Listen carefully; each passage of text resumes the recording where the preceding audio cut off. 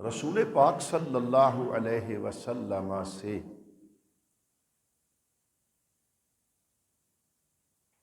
یہ حدیث منقول ہے۔ اس حدیث کے راویوں میں جناب سیدنا قتادہ، حضرت انس بن مالک اور مالک بن صعصع رضی اللہ عنہم ہیں۔ یہ بزرگ حضور سے روایت فرماتے ہیں کہ سرکار دو عالم علیہ السلام نے اپنے معجزہ معراج کو خود بیان فرماتے ہوئے ارشاد فرمایا کہ اس معجزہ مقدسہ میں مجھے سب سے پہلا جو اعزاز اللہ کی طرف سے نصیب ہوا ہے وہ یہ ہے کہ میں رات سویا ہوا تھا، جبریل امین علیہ الصلوۃ والسلام فرشتوں کی ایک جماعت کے ساتھ میرے پاس حاضر ہوئے اور مجھے اللہ کا پیغام پہنچایا۔ اب اس کی کیفیت نبی کریم صلی اللہ علیہ وسلم نے یہ بیان فرمائی کہ میرے سب سے پہلے میرے سینہ اقدس کو اللہ کے حکم سے چیرا گیا۔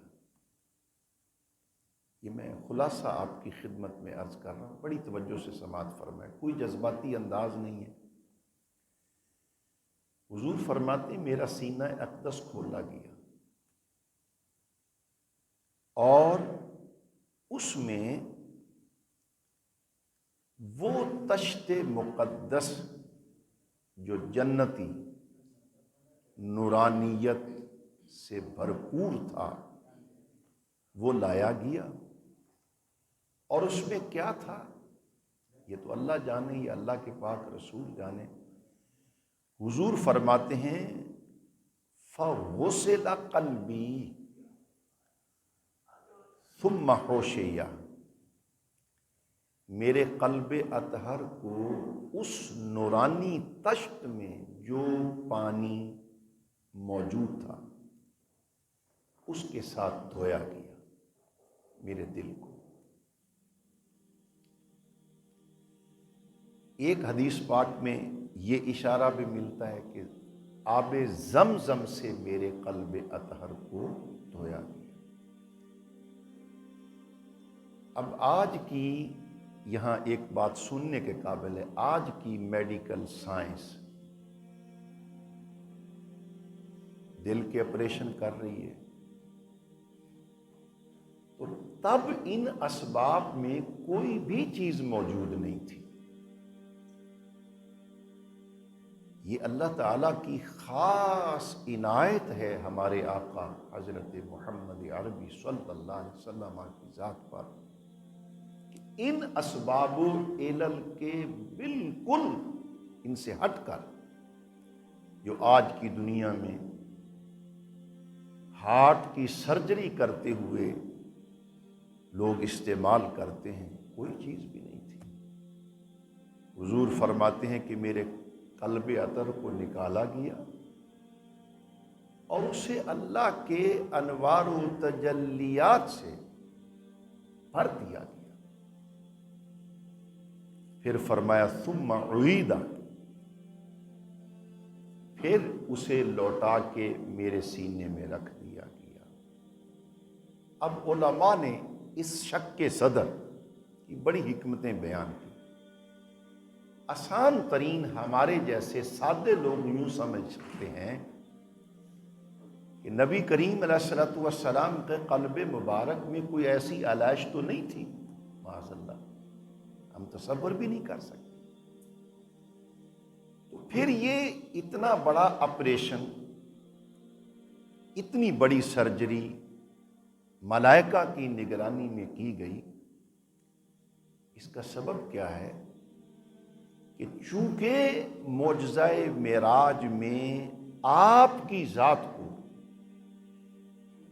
بے حجاب ان نورانی اور رحمانی تجلیات کا سامنا ہونا تھا، اس لیے نبی کریم علیہ الصلوۃ والسلام کے قلب اقدس کو پہلے سے ہی تیار کر دیا گیا تاکہ وہ تجلیات ربانیہ حضور برداشت فرما سکے۔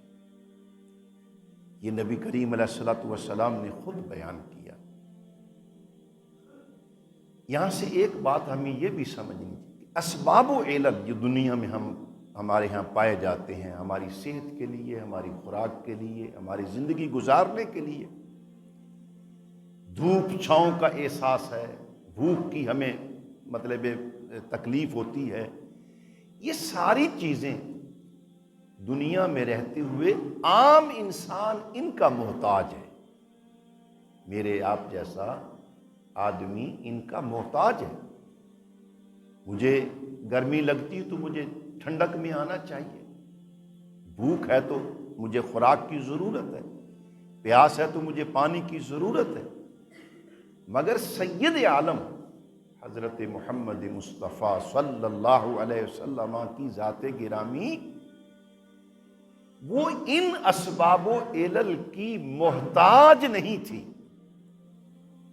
جس کی بنیاد پر شک صدر ہوا اور بغیر ان اسباب کے ہوا، اور آپ کے قلب اطہر کو اللہ کے انوار و تجلیات خاصہ سے ایسا بھرپور فرما دیا گیا کہ جس کی بنیاد پر حضور سید عالم علیہ السلام اللہ سے ملاقات کے لیے تیار ہو گئے۔ یہ بات مجھے آپ کو سمجھنی چاہیے۔ اس سے نتیجہ یہ نکلتا ہے کہ نبی کریم علیہ السلام کی شخصیت اور عام انسان کی شخصیت میں بہت بڑا فرق ہے۔ ہم حضور کی ذات کو اپنے اوپر اور اپنی ذات کو نبی کریم صلی اللہ علیہ وسلم کی ذات پر قیاس نہیں کر سکتے۔ سرکار دو عالم علیہ السلام کی ذات وراء الورا ذات ہے۔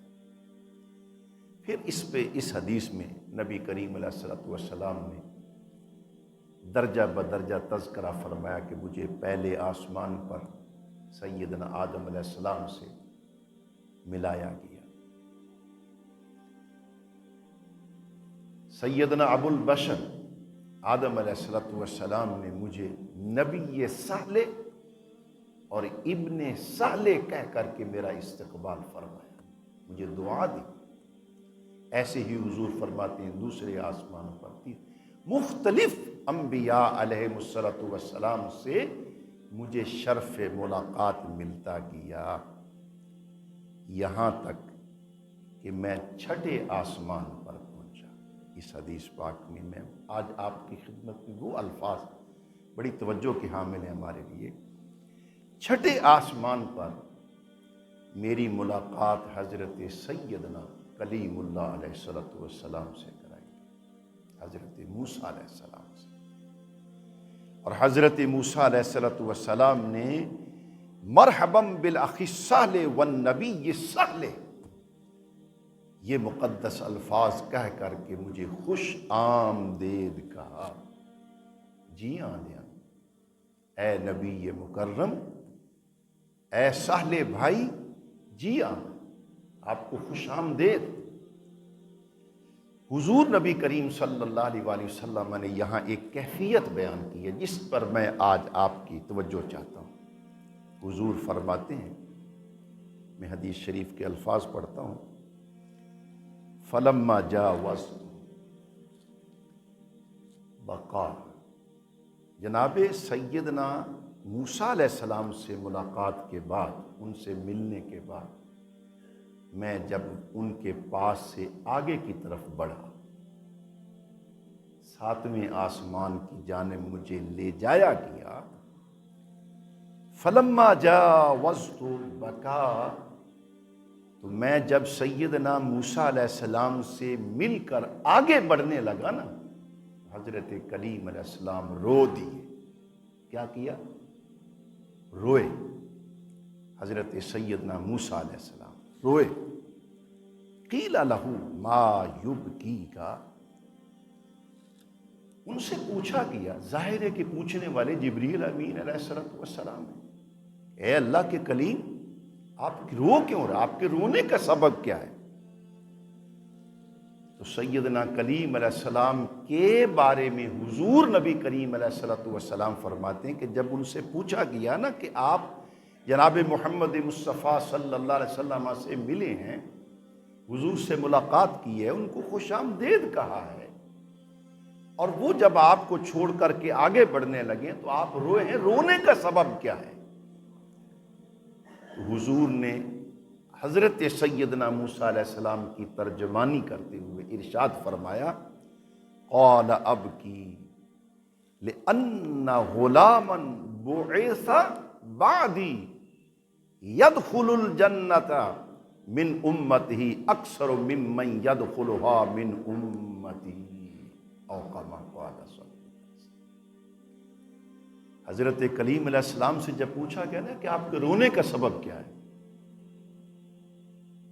یہ رونا خوشی کا رونا تھا، حسد کا رونا نہیں تھا، یہ رونا جناب کلیم علیہ السلام کا حضور کو دیکھ کر کے رشک کا رونا تھا۔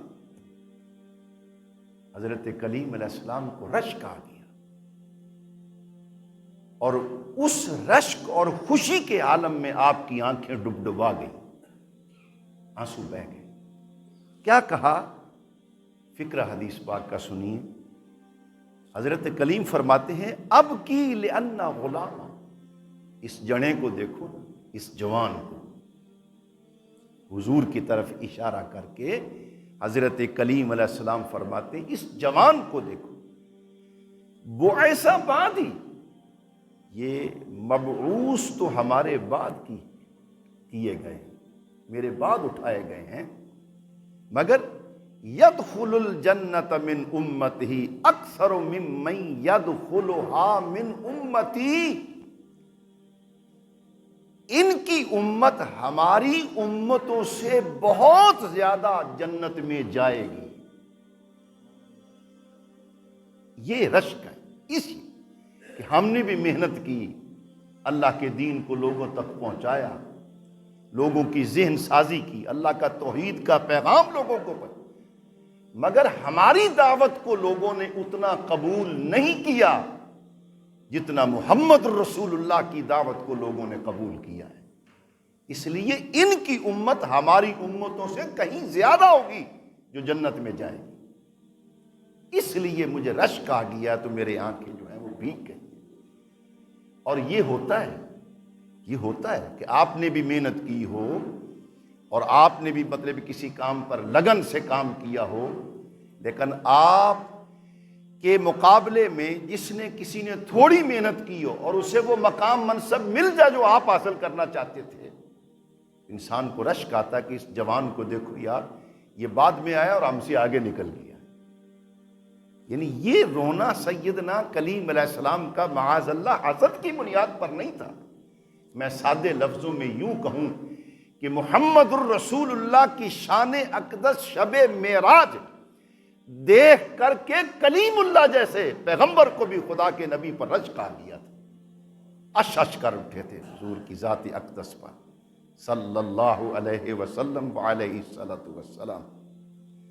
حضور سید عالم علیہ الصلوۃ والسلام فرماتے ہیں، پھر یہاں سے مجھے 7ویں آسمان پر جب لے جایا گیا تو میری ملاقات جد الانبیاء میرے بابا جان حضرت سیدنا ابراہیم خلیل اللہ علیہ السلام سے کرائی گئی۔ انہوں نے بھی وہی لفظ جو آدم علیہ السلام نے فرمائے تھے کہ مرحبا بالنبی سہل وابن سہل، نبی سہل کو جی خوش آمدید، اور ابن سہل کو خوش آمدید۔ جیسے آدم علیہ السلام نے اپنی دعاؤں سے مجھے نوازا، اسی طرح حضور فرماتے ہیں کہ سیدنا ابراہیم علیہ السلام نے بھی مجھے اپنی دعاؤں سے نوازا۔ یہ سفر مقدس جبریل کے ساتھ نبی کریم علیہ السلام کا چلتا رہا، اور حضور سید عالم علیہ الصلوۃ والسلام فرماتے ہیں ثم رفعت الی سدرۃ المنتہا، پھر مجھے سدرۃ المنتہا تک پہنچا دیا گیا۔ اس مقام کی کیفیت کو بیان کرنا یہاں علم کی بس ہے کہ اللہ جانے۔ ویسے اب دیکھو نا، لفظ سدرہ کا عربی زبان میں معنی ہے بیری، بیری کا درخت۔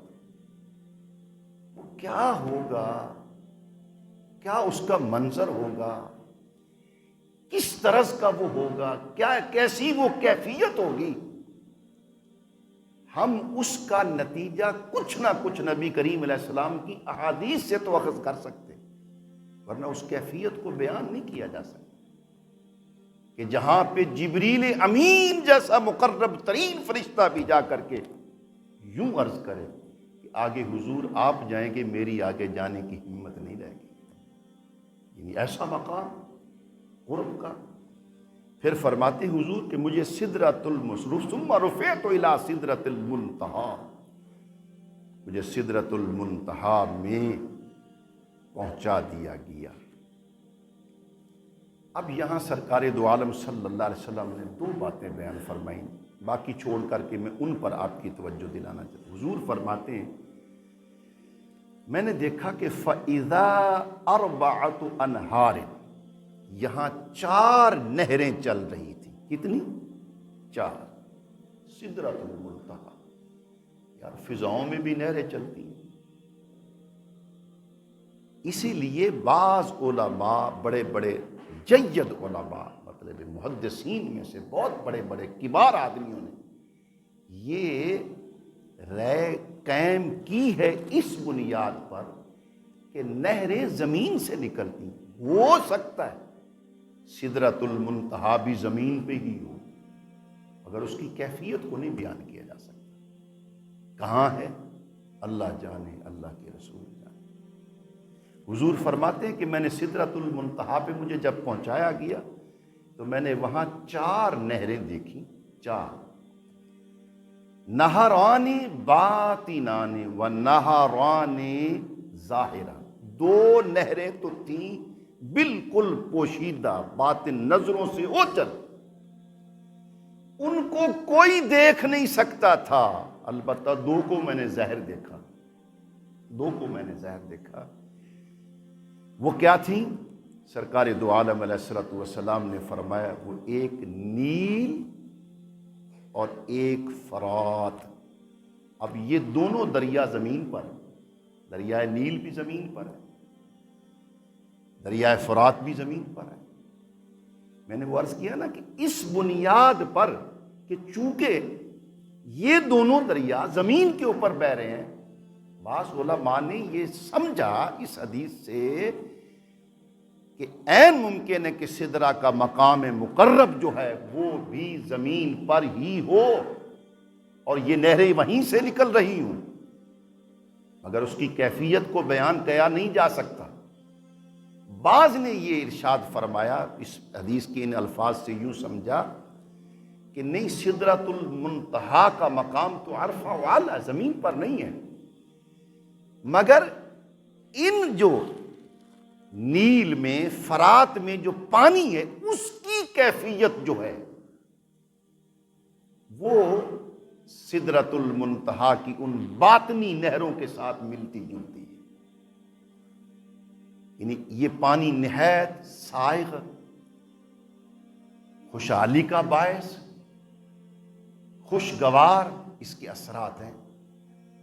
ظاہر ہے کہ جس کا تعلق حضور فرمائے کہ سدرۃ المنتہا سے ہے، وہ پانی عام تو نہیں ہوگا نا۔ کیسا بد نصیب امت کا وہ طبقہ تھا جنہوں نے یہ پانی بھی آل رسول پر 10 محرم کو بند کر دیا۔ میں یہ اس وقت بات نہیں کرنا چاہتا۔ فرمایا کہ 4 نہریں میں نے دیکھی، 2 باطن میں تھی اور 2 نہریں ظاہری طور پر میں نے دیکھی۔ یہاں حضور نے ایک بات ارشاد فرمائی، توجہ فرمائیں۔ حضور فرماتے ہیں ثم اوتیت باناء من خمر واناء من لبن واناء من عسل۔ جبریل امین کی طرف سے مجھے 3 کٹورے، 3 کتنے؟ 3۔ ایک حدیث پاک اس کے ساتھ اگلی روایت میں 2 کا ذکر بھی ہے، مگر یہ مشہور 3 ہی ہے۔ 3 کٹورے مجھے پیش کیے گئے بھرے ہوئے، ایک میں شراب تھی، ایک میں شہد تھا اور ایک میں دودھ تھا۔ ثم اوتیت باناء من خمر واناء من لبن واناء من عسل۔ شہد کا بھرا ہوا کٹورا، جام، دودھ کا بھرا ہوا جام اور شراب کا بھرا ہوا جام مجھے پیش کیا گیا۔ رسول اللہ علیہ السلام فرماتے ہیں فَأَخَذْتُ اللَّبَنَ، میں نے شہد بھی چھوڑ دیا، شراب بھی چھوڑ دیا، میں نے دودھ کا جام جو تھا وہ تھام دیا اور وہ میں نے پیا۔ یقین کریں کہ یہاں ہمارے بزرگوں نے، علماء نے، جنہوں نے نبی کریم علیہ السلام کی حدیث کی خدمت کی ہے، اتنی لمبی بحث کی ہے، اور آخری نتیجہ جو نکالا، جو اس وقت میں آپ کی خدمت میں آدھے منٹ میں بیان کر سکتا ہوں، وہ یہ ہے کہ دودھ حضور نے جو پسند کیا، شہد چھوڑ دیا، حالانکہ شہد بھی ضروری چیز ہماری جسمانی خوراک کا حصہ ہے اور بہت مفید ہے، شفا ہے شہد میں۔ شراب کو چھوڑ دیا نبی کریم علیہ السلام نے، دودھ کو پسند فرمایا اللہ کے رسول نے۔ جب حضور نے دودھ کا جام اپنے ہاتھ میں لیا اور اسے نوش جان فرمایا تو جبریل امین پکار اٹھے، ہی الفطرہ انت علیہا و امتک، اے اللہ کے رسول آپ نے فطرت کو چنا ہے، آپ نے فطرت کو چنا ہے۔ دودھ انسانی جسم کے لیے، انسانی غذاؤں میں فطری غذا ہے۔ نبی کریم علیہ الصلوۃ والسلام کو جبریل نے خوش خبری دی کہ اے اللہ کے رسول آپ ہی الفطرہ انت علیہا و امتک، آپ بھی دین فطرت پر ہوں گے اور آپ کی امت بھی دین فطرت پر ہوگی۔ اس کی میں ایک مثال عرض کرتا ہوں۔ رسول پاک صلی اللہ علیہ وآلہ وسلم ارشاد فرماتے ہیں، حضور کی یہ بڑی حدیث ہے، مشہور ہے۔ نبی پاک علیہ السلام نے فرمایا کل مولود یولد علی الفطرہ، ہر بچہ جو ماں کے پیٹ سے پیدا ہوتا ہے نا، وہ دین فطرت پر پیدا ہوتا ہے۔ مانا کیا؟ عین پیدائش کے اس لمحے میں بچے کو اللہ بولنے کی صلاحیت دی، بچہ یہ کہے گا کہ لا الہ الا اللہ محمد رسول اللہ۔ یہ فطرت ہے۔ فطرت کیا ہے؟ دین حق، اللہ کی معرفت ہے، نبیوں کی رسالت کا اقرار، توحید الہی کا اقرار، شرک سے بیزاری، یہ فطرت ہے۔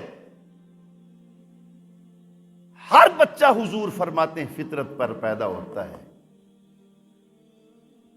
پھر اس کے ماں باپ اگر یہودی تو اس کو یہودی بنا دیتے ہیں، مجوسی ہیں اس کو مجوسی بنا دیتے ہیں، عیسائی ہیں عیسائی بناتے ہیں، کسی اور مذہب کے ہیں تو اس مذہب پہ لگا دیتے ہیں۔ یعنی ماحول پھر اس کو انڈیکیٹ کرتا ہے، ماحول جیسا بچے کو مل جائے گا بچہ ویسا بن جائے گا، ورنہ پیدائشی طور پر بچہ پیدا ہوتے ہوئے دین حق پر پیدا ہوتا ہے۔ اور حضور دودھ پئیں، فطرت کی خوراک، دین حق فطرت کی خوراک۔ امت کو سوچنا چاہیے کہ ہم فطرت سے ہٹ کر کس جانب جا رہے ہیں۔ ہمارا راستہ تو سیدھا یہ ہے۔ میں یہاں یہ کلمہ کہے بغیر نہیں، کس قدر ہم گر گئے یار لوگوں۔ اللہ نے میری آپ کی فطرت، میری آپ کی پیدائش کتنے حسین میٹیریل پر پیدا کی ہے، ہمیں کتنا حسین بنایا اس نے، کتنا پاکیزہ بنایا ہے اس نے، کہ پیدا ہوئے تو دین فطرت پر پیدا ہوئے. جس خوراک کو رسول اللہ علیہ السلام نے شب اقدس معراج میں پسند فرمایا، فطرت کی خوراک دودھ کو پسند فرمایا، آج کا بندہ کتنا ظالم ہو گیا ہے کہ وہ پیسے کے لالچ میں آ کر کے، ہوس میں آ کر کے آج اپنی نسل کے ہونٹوں سے وہ دودھ کے چند گھونٹ بھی جو ہیں، قطرے جو ہیں وہ چھین رہا ہے. آج کیا پلا رہے ہیں ہم اپنے بچوں کو؟ میں کہاں جاؤں، کس جگہ کو ہوں؟ سوچنا چاہیے ہمیں کہ ہماری گراوٹ اس قدر یہ کہاں سے آئی؟ یہ گراوٹ ہمیں ماحول نے دی ہے. جس ماحول میں ہم رہتے تھے وہی ہم نے سیکھ لیا، ورنہ پیدائش میری، پیدائش انسان کی، پیدائش آپ کی وہ کتنی حسین ہے. حضور فرماتے ہیں کہ فطرت پر پیدا ہوئے. اللہ نے ہمارے میٹیریل میں کوئی کمی نہیں رکھی ہے. یہ گراوٹیں بعد میں نے خود اپنے اندر پیدا کی ہیں. میرے اندر پیسے کی ہوس آ گئی، میں نے سچ جھوٹ کو ایک کر دیا. میرے اوپر اقتدار کا نشہ آ گیا، میں نے کسی کے انصاف کے تقاضوں کو ذبح کر کے رکھ دیا. کیا کیا مثالیں میں آپ کی خدمت میں عرض کروں. بھائیو، آج کا انسان اس لحاظ سے کتنا ظالم ہے کہ وہ اپنے پیدا ہونے والے بچوں کے منہ سے، ان کے حلق سے وہ دودھ جیسی خوراک بھی چھین رہا. یار میرا بیٹا، میری بیٹی جو پیدا ہو رہی ہے کیا پی رہی ہے؟ ہمیں سوچنا چاہیے کہ ہم فطرت کے ساتھ لڑ رہے ہیں، اور فطرت کے ساتھ لڑنے والی قومیں کبھی کامیاب و کامران نہیں ہوتی، ہلاکت ان کا مقدر ہوتی ہے. آخری بات اس حدیث پاک کی، رسول پاک علیہ الصلوۃ والسلام فرماتے ہیں کہ پھر اللہ سبحانہ کی بارگاہ اقدس میں جب مجھے حضوری کا شرف نصیب ہوا تو امرت ب50 صلاۃ، مجھے 50 نمازیں عطا کی گئی. اب یہ بات آپ سنتے رہتے ہیں کہ حضرت کلیم علیہ السلام سے حضور کی ملاقات ہوتی رہی، آپ سفارش کرتے رہے کہ آپ اللہ سے تخفیف کی درخواست کریں. امت بوجھ برداشت نہیں کر سکے، 5 رہ گئی. 5 رہ جانے پہ میں دوسری حدیث کا سہارا لیتا ہوں. اللہ کے رسول صلی اللہ علیہ وسلم سے جب 5 نمازیں ملی نا حضور کو، ہر رات ہر دن میں، اور حضور سے یہ فرمایا کہ اللہ نے یہ وعدہ کر لیا ان 5 نمازوں کی برکت سے اللہ نے نبی کریم علیہ السلام سے شب اقدس معراج میں یہ وعدہ فرمایا. کیا فرمایا؟ من ہم بحسنۃ فلم یعملها کتبت له حسنہ. جو شخص نیکی کا ارادہ کر لے، نیکی کی نیت کر لے، نیت کی نہیں ہے، من ہم بحسنۃ فلم یعملها کتبت له حسنہ. جو شخص نیکی کی نیت کر لے، کام کیا نہیں ہے، اللہ اسے نیکی کا اجر عطا فرما دے گا. فَإِنْ عَمِلَهَا، جیسی نیت کی تھی وہ نیک کام اس نے کر بھی لیا، حضور فرماتے ہیں کہ میرے ساتھ میرے مالک نے وعدہ کیا کتبت لَهُ 10، میں اس ایک نیکی کا اجر جو ہے 10 گنا کر کے عطا فرماؤں. اور یہ معراج کے تحفے ہیں،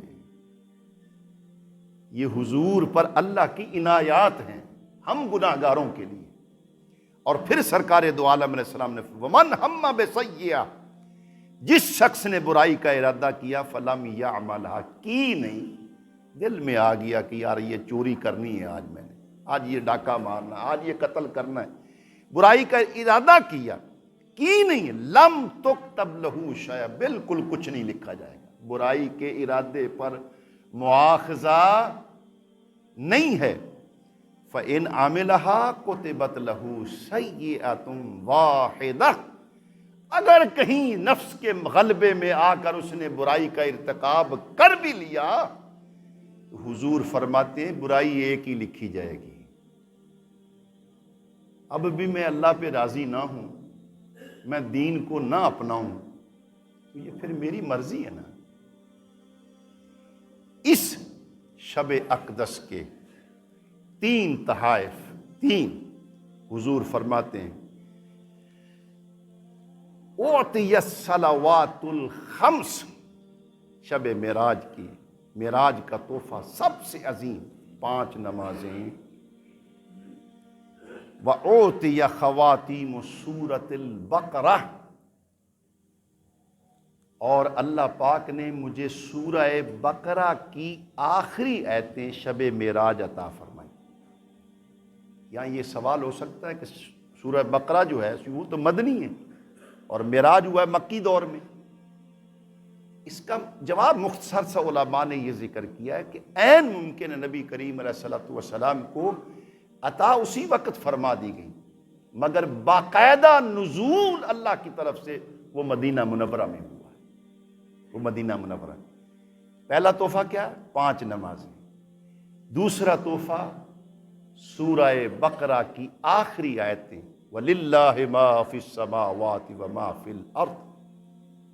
حضور فرمایا کرتے تھے کہ اپنے اموات پر، جب بندے کو قبر میں دفن کر لو نا، اس کے سرہانے پر اس سورت کی ابتدائی آیتیں الف لام میم سے لے کر اولئک ھم المفلحون تک یہ پڑھو، اور اس کے 35 کی جانب ہو کر کے سورہ بقرہ کی یہ آخری آیتیں تلاوت کرو، اللہ ان کی تلاوت کی برکت سے عذاب سے نجات دے دے گا۔ یہ حضور فرماتے ہیں کہ مجھے شب اقدس معراج نصیب ہوئی، دوسرا تحفہ۔ اور تیسرا تحفہ نبی کریم علیہ الصلوۃ والسلام کو اللہ سبحانہ نے یہ بشارت دی، وَغُفِرَ لِمَن لَا يُشْرِكْ بِاللَّهِ من امتہ شیئا، جیڑا شرک تو بچ گیا، موت ایمان تے آ گئی، اللہ اس نے بخش دے گا۔ شرک تو بچا، موت ایمان تے آ گئی، لا الہ الا اللہ محمد الرسول اللہ، اشہد ان لا الہ الا اللہ وحدہ لا شریک لہ واشہد ان محمدا عبدہ ورسولہ۔ اس کلمے کے اوپر جس کو موت آ گئی، اللہ اس کو نجات دے دے گا۔ یہ اس کا معاملہ ہے، سزا دے کے نجات دے، ڈائریکٹ معاف فرما دے، یہ اللہ بہتر جانتا ہے۔ حضور فرماتے ہیں کہ وہ بندہ نادی ہے جس نے زندگی میں خدا کے ساتھ شرک نہیں کیا، کفر نہیں کیا۔ یہ 3 تحائف اللہ کے رسول بیان فرمایا کہ مجھے اس رات نصیب ہوئے جس رات مجھے معراج عطا فرمائی گئی، یہ امت کے لیے۔ میرے بھائیوں، عزیزوں، دوستوں، ہمیں ان پر نور ارشادات کے اوپر غور و فکر کرنا چاہیے اور ان سے نتائج اخذ کر کے اس کو اپنی زندگی میں شامل کرنا چاہیے۔ اللہ سبحانہ یہ توفیق مجھے بھی عطا فرمائے، آپ کو بھی نصیب فرمائے۔ وآخر دعوانا ان الحمد للہ رب العالمین۔